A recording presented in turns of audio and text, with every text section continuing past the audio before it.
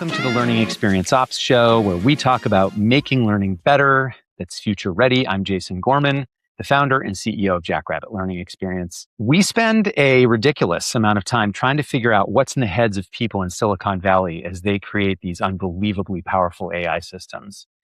And we also see and hear conversations happening at the government level. And very often there's nothing we can do but sit back and listen passively. And it can be easy to feel that our ability to make an impact is limited. But when I met my guest today, I became so excited about the work she's doing at the community level. She doesn't just talk about the importance of AI for teachers and others in her community, but thinks deeply about the very real human aspects of fear and joy in using these technologies now and into the future. Fadia Rostom is the founder of Vision Scholar, where she helps teachers harness AI in their daily work.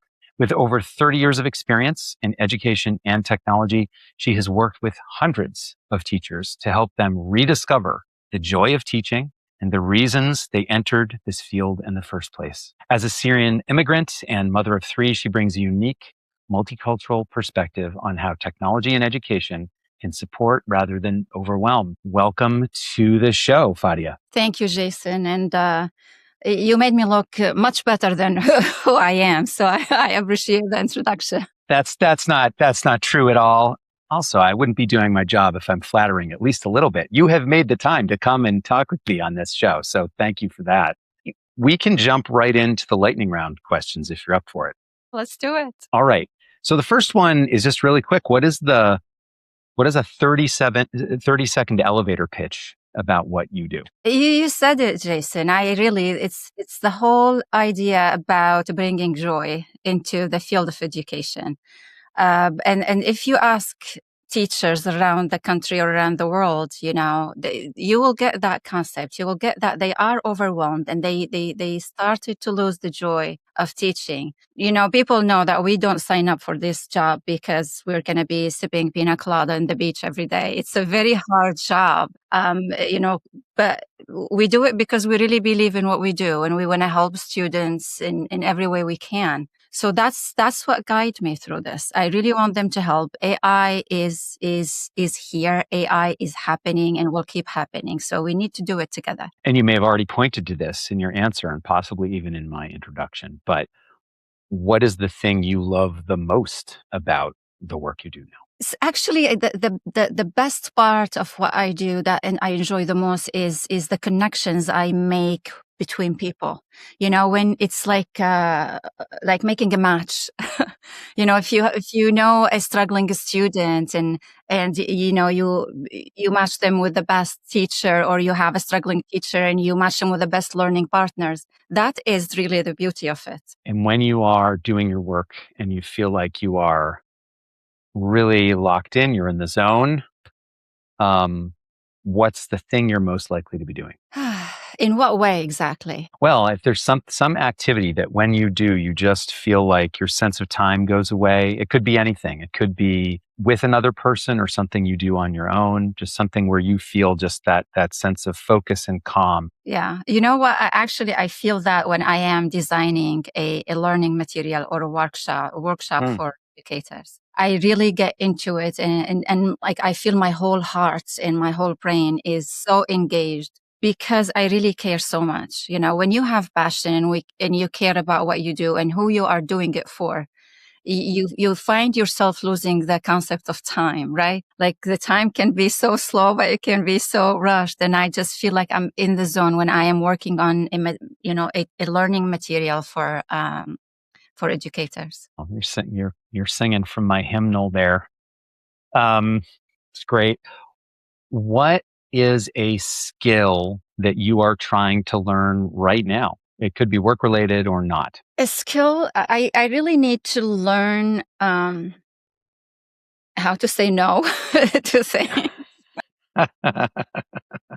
And especially with this, this era of AI, the things that are happening really quickly and new materials are introduced every day. And if you are passionate about what you do and who you're doing it for, and if you really have high standards for what you deliver, You just feel that you need to be on top of lots of things. So you know that what you're delivering is really high quality. And the problem with this now that, it's just too much and so fast. So, I find myself jumping into a new concept come or a new tool come or a new conversation come. And I really want to, engage. And I wish I had 100 versions of me who can engage, but it just can't happen. Learning to say no. I love that. That's a nice way to say it. All right, last lightning round question. What is a book or a movie or a piece of art or a podcast that is meaningful to you, but has nothing at all to do with work? It's not a work-related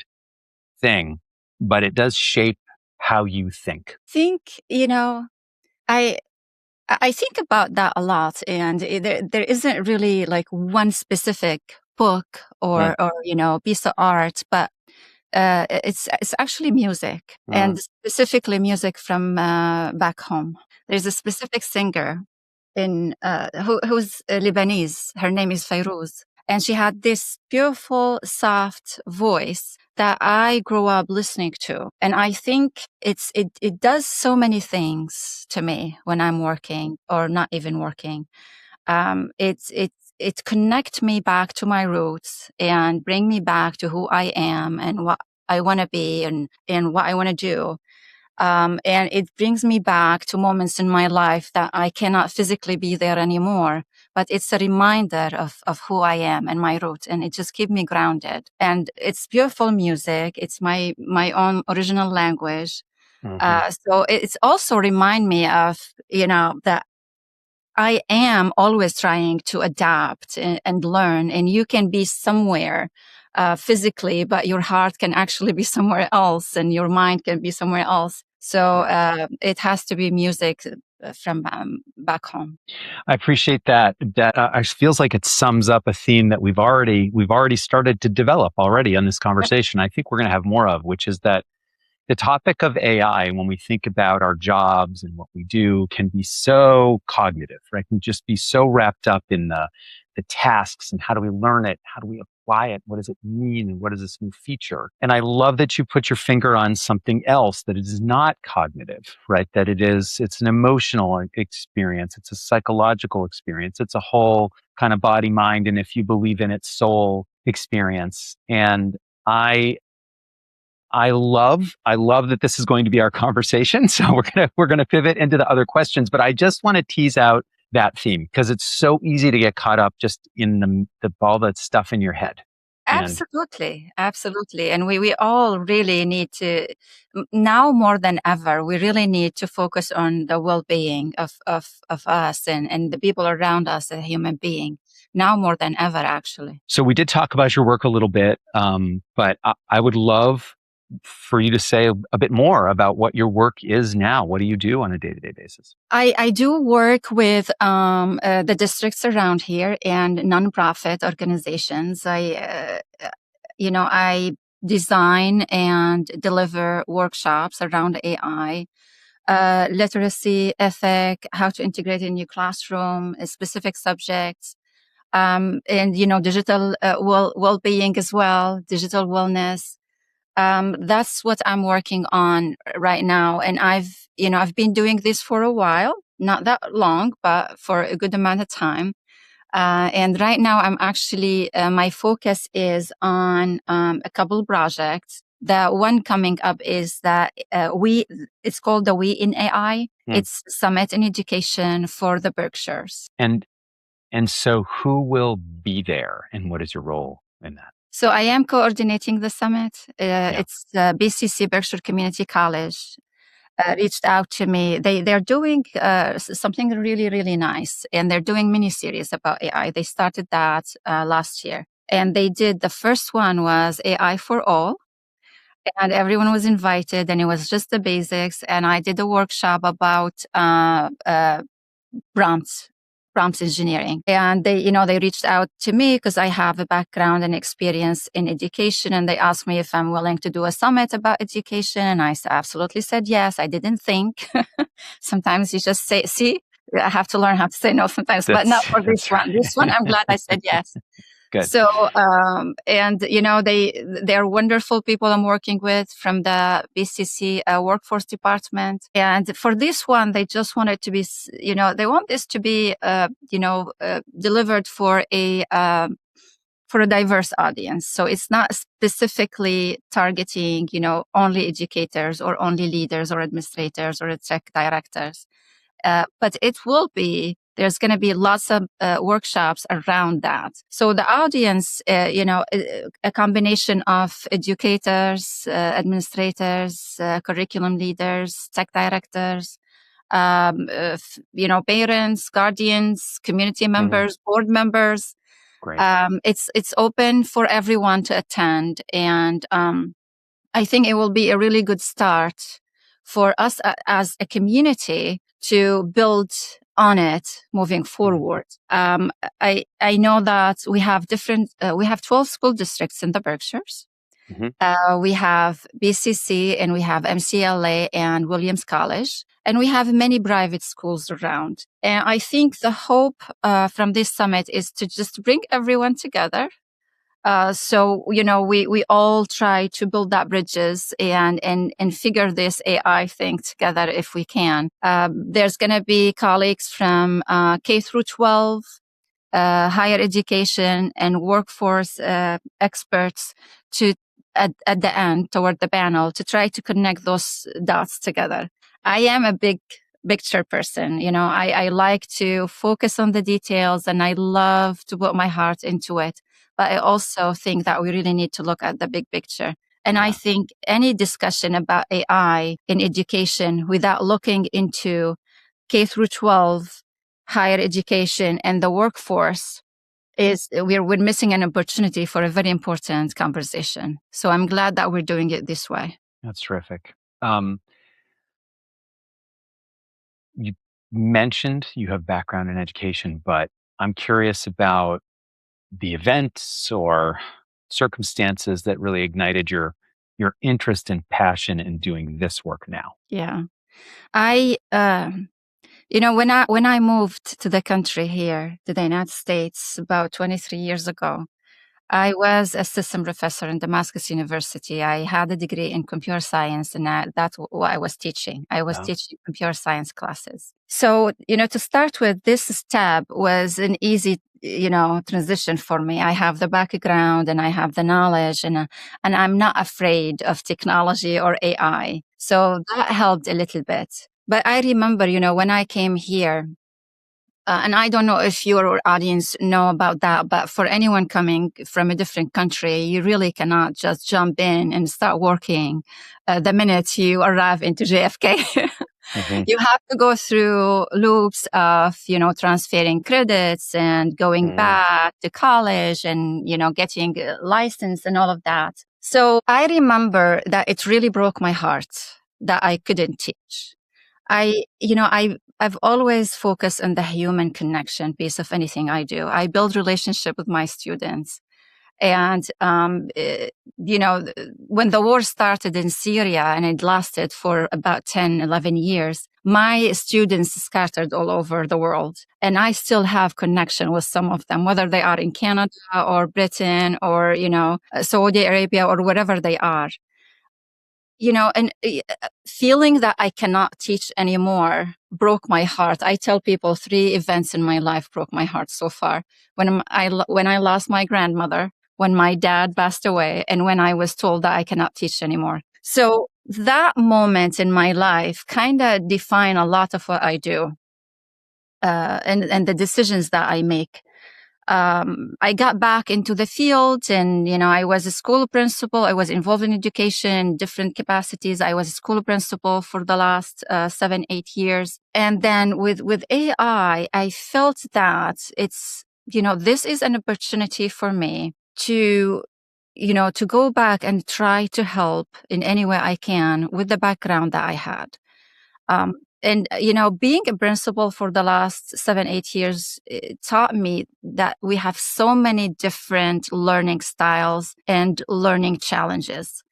And, the potentials that AI bring for, individual learning and supporting the students It's just unbelievable. So, I look at my own experience. If AI exists when I moved here, my journey into my happy place, which is, teaching in higher education, my journey would have been much different and more doable. And I also think about AI. If AI exists 7 years or 10 years, like the way it is right now, when I started as a principal, can you imagine, Jason, how many students I could have helped? Students with dyslexia, students with learning difficulties. The potential is amazing. And that's actually what drives me every day. How many people you can actually help with AI and how much joy you can bring, not just to the teachers. Teachers are overwhelmed with so many tasks that has nothing to do with education, but not just the teachers, the students themselves. Sure. Take a look at any students who are struggling, with learning. Introduce them to the right tools for what they actually need and do it in the right way. And just look at the smiles, look at the happiness. It's amazing. I think it's amazing. It sounds like you're doing a lot of work in the classroom with teachers, and you want to be around students. And I'm curious, in your interactions, what do you see as the most important challenge that you are focused on right now in your work, and how are you addressing it? I think I do think about that too. Because you really need to know the problem to be able to figure it out. And I think maybe one of the first problems are like it's in the name, like we call it artificial intelligence. And then, people are stuck with the idea that this thing is, and then, you look around and most of the visuals are like a robot or like a machine brain. I think that is one of the biggest challenge. To change the concept, not change people's attitude and idea about AI. AI is not a robot that's going to take your place. AI is not going to replace you. If looked at the right way, it's a very powerful tool to help and support all of us. So I think that the most of the time when I'm with educators or, community members, the first challenge is to, change the attitude of the concept of artificial intelligence. I wish we named it else. Maybe people would have opened up more to it. It actually leads perfectly into my next question here, which is, I mentioned at the top, fear and joy. And beyond maybe the intimidating nature of the term artificial intelligence, what are other dimensions of fear that you see that could be real blockers or challenges for teachers and other people using this technology effectively and to their own benefit? Well, Jason, it's like change. People say that all the time. It's a cliche, like change is hard, I know that because I moved to a country where I had to change like everything. I have to learn a new language. I got lost when I moved. We lived in Pennsylvania for a couple of years. I remember Jonestown. It's called the Flood City. And I remember being lost. I didn't know how to get back to my own home, for God's sake. I think change is really hard, and I really understand it. In my heart, I understand how this can be, hard and challenging. And, but we can't, we can't act out of that. And there is fear. There's all the fear that comes with AI, the ethic, which is, those are like real subjects that we need to be talking about as a community. The bias, everything that comes with the package. So there is that fear of the unknown and the fear of the known that we don't like. So it's many layers of fear right there in education with AI. But we can't do that. I come from a country where fear controlled so much of our life. The things that you can say or not say, even your dreams or what you can do, you say the wrong thing in the wrong place and you don't know where you will end up next morning. So we are here. Like, this is the United States. We have the privilege of being free, not just physically, but in our brain, to challenge ourselves before we challenge anyone else. Like, learn about it and then decide for yourself if this is something that I can adapt to or not. we owe it to our children. In the classroom, I see, I had hundreds of conversations with educators and curriculum leaders and, and administrators about like, we want the students to take risk. We want them to learn and, and experience and experiment and make mistakes and learn from those mistakes. But are we really modeling that? If we have that potential for a tool that can enhance how we teach and how students learn two different concepts, as you know, if we have this opportunity, are we really breaching, acting on what we breach? If we want students to be brave and take risk and learn before making judgment, are we really modeling that for them? I don't know. And what about the other side of that coin? And perhaps this is only possible when that fear hurdle has been leapt over. But what is the role of joy? Where do you see joy in this equation? And how do we need to think about joy when it comes to teachers and their use of AI, students and their use of AI? From my experience being in schools, hallways, and in classrooms, I remember that many teachers had their, awesome, happy moments when the students raise their hand and ask a question. And it's not happening. And students are not asking questions. So, I think about what you just said and why does a teacher really like it when the students raise their hand to ask a question? Because they are engaged, or maybe because the actual learning, the deep learning is happening. So our educators in general, whether they are scared of AI, whether they are spectacular about it, trusted, not trusted, they all share, in my opinion, the same passion to ignite students' learning and passion for learning and curiosity. Yeah. So I think probably that is one of the things that, I look at often when I look into AI. And for teachers to do this well, I mean, they work in a system, every teacher works inside. They have a lot of autonomy, but they also do have to work with the system. There are standards, there's leadership, there are IT restrictions. What do teachers need in order to just be set up for success? What kind of permission do they need? I think the teachers need the same permission that teachers are giving the students. The teachers are giving permission to students to make mistakes and try something and ask questions. And, I think the teachers need the same permission. And it doesn't need to be AI, doesn't need to be a whole new policy where we spend millions of dollars that we don't have and the training time that we don't have and a capacity that we don't have. It can start with a unit, give your teacher a permission to try to add something, a little bit of freedom in that area.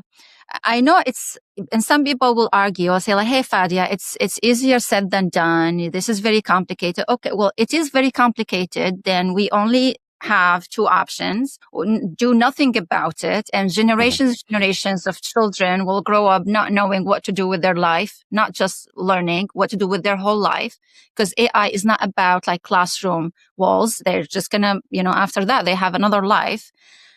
Or we can, do everything we can as a community to figure out what is missing here. So I always recommend this to schools. I say, anyone who asks about an AI policy or a roadmap, like ready to go, this is actually ignorance, because you need to look at who you are, who do you serve, your community, your resources, your team, and build from there. No one should deliver an AI policy to a school and be proud of themselves for that, in my opinion. I don't know, this is a little bit strong, but we are different. We serve different population. We have different teams. What is doable in my home district, Pittsfield, is different from what is delivered in Lenox, which is like 15 minutes from here. So I really think that we need to look at, our settings. Yeah. What are our challenges? How can AI support us in one of those challenges? It doesn't have to be everything or nothing. And that a teacher should, it sounds like what you're saying is that a teacher should be able to get interested in an application, not feel constrained to just try it, give it a shot, see what happens, give themselves the kind of low stakes opportunity to go and just do it and then Yeah. see what the outcome is. Absolutely. I think that, it's heartbreaking that, I think Massachusetts just announced maybe yesterday or the day before, like free learning. I think they collaborated with the AI Hub, which is amazing. Yes. About time, huh? Yeah. Better late than never. Yeah. Offer free training and free resources. This is important. This is Yeah. important stuff. Everyone, whether they like to use AI or not, need to be educated about it. So imagine our educators, we put our children in their hands since they're like 3 years old. So I think it's really important that everyone get a proper training. And, on top of that, it's very important that every educator have a little bit space to try something. And the best way actually to try AI, in my opinion, in classroom is across subjects, like interdisciplinary, because that's where it works the best. Oh. I remember when I was a few years ago, I had, it was not my idea. I wish it was. It was my math teacher idea. So she's my math teacher. She was teaching 6th, 7th, and 8th grade. And she said, Fadia, I want to do a unit where I work with other teachers. So what she wanted to do is to host a Thanksgiving dinner. That's my math teacher. And she said, I want to host a Thanksgiving dinner where the students do everything. So they plan the Thanksgiving dinner, they buy the stuff, they calculate how many people are coming and how much they need to spend on this. They need to raise the money for it, and they need to create the marketing materials and the invitations and on all of that. And then they actually have to set up the cafeteria for it and host. Great. It's amazing. Yeah. So, this is kind of what AI can actually do in education. AI is not like one thing.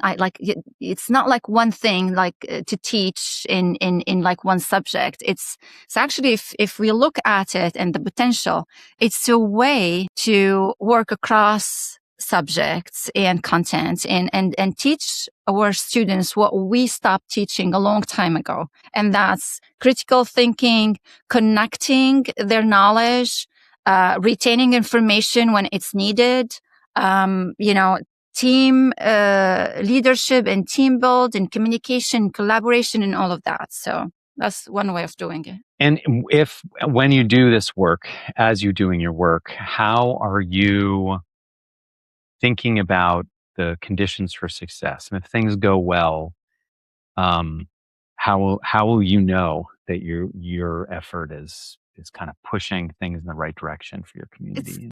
It's funny that you asked that, Jason, because I was reading a book about AI in education. I should send that to you. Maybe you know it. But it's a really wonderful book. And they were talking specifically about that, like measuring success. Like, how do we measure that what we're doing is actually working? And I didn't finish that part. That's where I kind of stopped for the day. But, I thought about it a little bit, and I think it's hard, Yeah, we're all talking about, okay, we're going to adapt an AI tool or whatever, but like everyone is asking in the educational field, asking like, show me the data, like show me that this is going to work. Well, I'm sorry, it might not work. It might not happen. This whole thing is new. There are good research, other countries or other states, even in the United States, are ahead of others, but there isn't much to depend on. And measuring success, I think this whole concept of measuring success, we really need to rethink it. Teaching to the test, which we've been doing for so long, is not working. Yeah. It's just absolutely not working. And we usually, but there's the argument about like, if you cannot measure it, you can't fix it. So we got a bit stuck with that as educator. But I think we really need to focus now on changing the way we look at success, because the whole world is changing and being, interacted more together with the idea of success. When my father was around in this world. His idea of success was like, I'm stuck with this work. I'm going to stay there until I retire. I'll raise 7 children, put them to college. And then, that's the best. And that might have worked for my father, good for him. He was a wonderful man, and he raised all of us with hard work and with good ethics.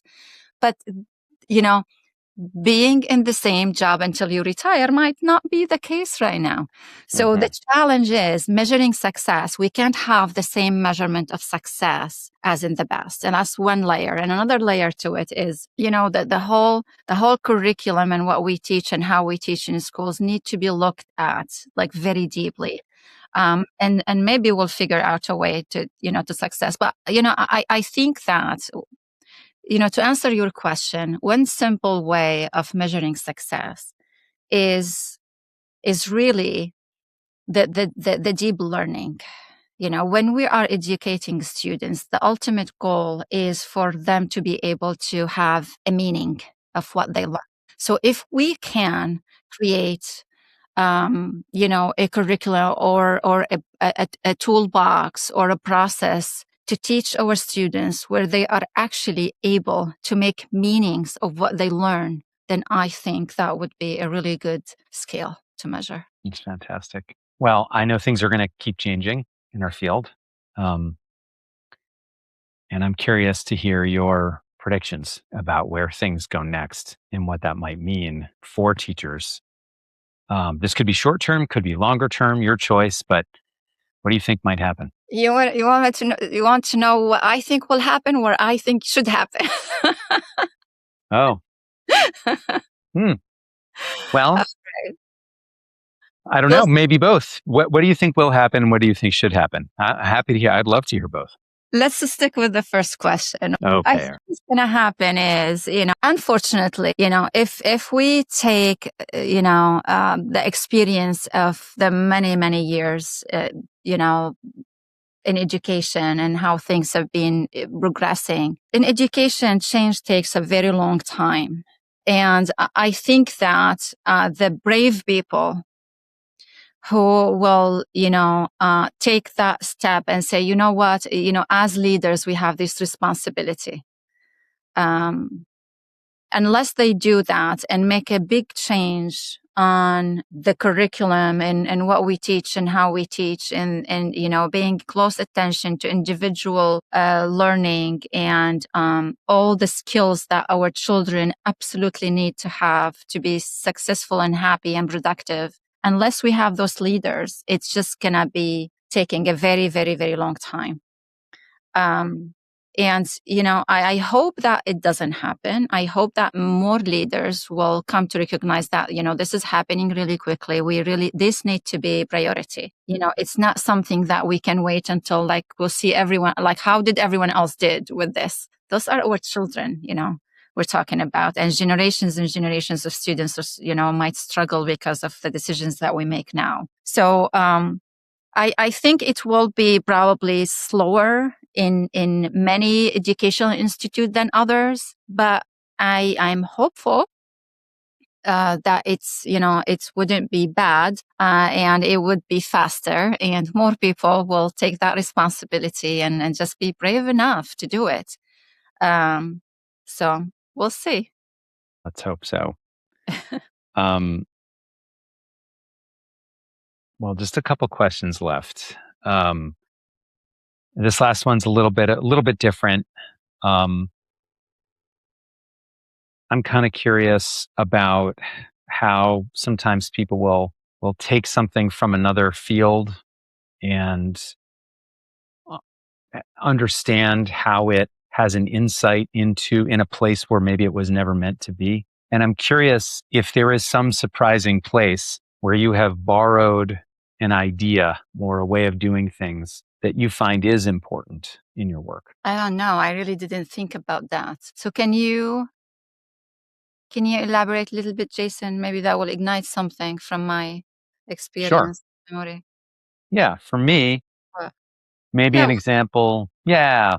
So maybe an example for me could be, I was thinking about about choices, the sort of choices we make individually at work. And we have this notion that we have that one direction could be measurably better than the other direction, or that this is perhaps a very American thing that we think if we are very, very individual in our way of working, that if we kind of strike out on our own, this is the path of greatest reward, right? When we are the most individual. And the thing that I think is a point of inspiration that serves as kind of a counterweight to that is the great and often misunderstood Robert Frost poem, The Road Less Traveled. So in that poem, people tend to think that poem is about taking the unworn path. But actually what the poem says, when you look at the text of the poem, the paths are roughly the same. And that whichever direction you take, there will be another fork just up the road again. And we might like to think that we are taking some unique direction, but very often these decisions that feel so important, very often are not as important as we think they are, not as distinct as we think they are. And I think this is a nice way for me as I'm thinking about the future to kind of dial back the importance in the moment that I feel about making a business decision or a personal decision in my life. So that would be an example that I have. I love what you said, and it reminds me of a time where I had, I think I was presenting for, I think it might be Berk 12, but a couple years ago. And the conversation about celebrating, I think it was a presentation about my journey as an immigrant.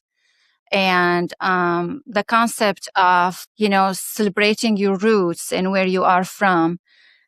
And, as much as I really appreciate that, I think everyone comes from somewhere. Everyone has culture. You don't have to have an accent to have a culture.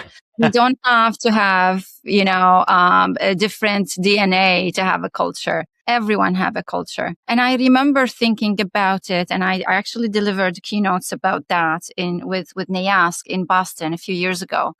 Mm-hmm. And the idea of celebrating who you are and where you come from and who you are as an individual, I often feel that it's you have to pick. So you either celebrate your roots or you have to celebrate, being integrated and part of it. And I always never thought why I have to choose. A tree can still have roots and spread the branches, miles and miles away.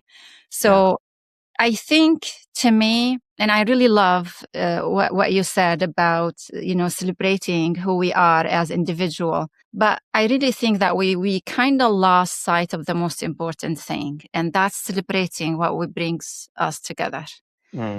Human beings are built and meant to be together, to be challenged together and figure out things together and challenge fear together and bring the joy of things back together. I think as a human being, we are wired to be together. And I've always focused on, I hear it all the time, celebrate our individualism, and it's awesome and it's wonderful. But what happened to celebrating what we have in common? What brings us together, what everyone brings to the table doesn't matter if it's not serving their community or the humanity. Honestly, someone can accomplish everything in life and the best thing in life. And unless it's a book, take, for example, a poem like the one you just said. It's so beautiful, but it's just beautiful because it means something to you and it resonates with you some way, somehow. So I really think that whatever we do, it matters only because we reflect, we receive and we reflect. So, taking it back to AI and the educational field, I think part of what moved me the most is, doing this together. It's an opportunity for all of us, educators and policymakers and politics and, everyone in between and students and families, to take this opportunity to just let's come together as a community, whatever we are, and see what is not going well. Is there anything we can fix? How can we add? What we should take away and how we work together and teach our children to work together. Fabulous. Okay. It's my last question. This comes from Louis Najane. Louis is the co-founder and the CEO of a company called I know Bevel. Louis. He's a fantastic person. Well, perfect. Good. That's What great. Okay. do? I never know who knows who Okay. when they come on, to this show, but that's great. I'm glad you know Louis. So his question was, what's something that you believe about learning design or the field that you work in that most people would disagree with? So something you agree that most other people disagree with. Oh gosh, Louis. You know, Louis and I come from, like, we share we come from, he comes from Lebanon, I come from Syria, and those Yeah. two countries are very similar Yeah. in so many ways. So, you know, in Arabic, I don't know if you're familiar with the Arabic language, but we actually write from right to left. Yes. It's not left to right. So, and I always had so much fun doing this. It scared the hell out of some of my students when I start writing, and I still do it. And they're like, "Oh my God, what is she doing?" But to go back to your question, something that many of my colleagues might not really, agree with is, I really think that unless we can flip our whole attitude and thoughts about education in general, like reverse the whole thing, I don't really think that we are going to be getting anywhere. You know, we've been doing things the same way forever. Mm-hmm. And unless we challenge reversing all of it altogether, I'm not sure that we will, succeed with this.